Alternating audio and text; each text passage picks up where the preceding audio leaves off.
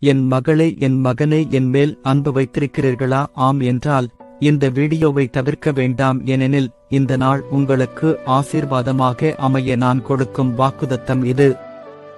உன் சுகவாழ்வு சீக்கிரத்தில் துளிர்த்திடும்.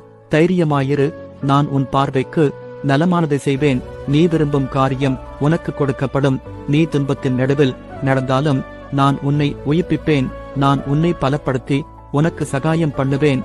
இரட்டிப்பான நன்மையை தருவேன். உயிர் வாழும் நாட்களெல்லாம் ஓடி ஓடி உழைத்திடுவேன். நான் உயிர் வாழும் நாட்களெல்லாம் ஓடி ஓடி உழைத்திடுவேன். அழைத்தீரே உம் சேவைக்கு